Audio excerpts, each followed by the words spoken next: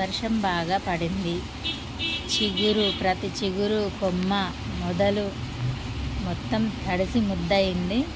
చెట్లు మనం వాటర్ ఎంత ఇచ్చినప్పటికీ వర్షానికి పడే వాటరు పీల్చుకున్నప్పుడు ఈ మొక్కలు మాత్రం చాలా హెల్తీగా, ప్రశాంతంగా, ఆరోగ్యంగా అనిపిస్తుంది నాకైతే.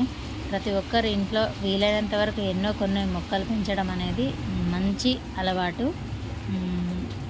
ఇంకా ఈరోజు మీకు స్పెషల్ మొక్క చూపిస్తాను. ఇది ప్రతి ఒక్కరు ఇంట్లో పెంచుకోదగింది, పెంచుకోవచ్చు. అలాగే మన ఆరోగ్యాన్ని కాపాడుతుంది. మొక్కలు మనం పెంచుతున్నామంటే అది ఖచ్చితంగా మన ఆరోగ్యాన్ని కాపాడుతుంది.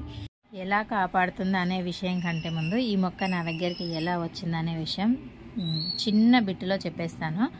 ఫామ్ దగ్గరికి వెళ్తున్నప్పుడు ఆ దారిలో మార్గం మధ్యలో ఈ మొక్కలు అనేటివి ఉన్నాయి. దాన్ని నేను స్టెమ్ తీసుకొచ్చాను. ఎందుకంటే అక్కడ నుండి ఆకులు తెచ్చుకుంటే ఎండిపోవడం, పడేయడం జరుగుతుంది. లేదు, ఇది మన ఇంట్లో ఉండాలి, ఇంత మన ఆరోగ్యాన్ని కాపాడేది మన ఇంట్లో ఎందుకు ఉండదు, ఇన్ని మొక్కల్లో ఇది కూడా ఉండాలి అని చెప్పేసి నేను స్టెమ్ తెచ్చి ఒక 40 days వాటర్ స్ప్రే చేసి కష్టపడి పెంచాను. తర్వాత చిగుర్లు అనేటివి రావడం జరిగింది. అప్పుడు ఈ మొక్కను బయటికి తీసుకొచ్చి పెట్టాను. ఎండ తగలాలి కాబట్టి అప్పుడే మొక్క ఆరోగ్యంగా పెరుగుతుంది కదా. అయితే ఇది ఆరోగ్యాన్ని ఎలా కాపాడుతుందనే విషయం చెప్తాను ఇప్పుడు నేను. ఇంకా ఒక గ్లాస్ వాటర్లో ఒక 4 రెమ్మలు తెంపి వేసి బాగా మరిగించి మనం ఆవి తీసుకున్న, స్నానం చేసిన జలుబు, దగ్గు నుండి వెంటనే ఉపశమనం లభిస్తుంది.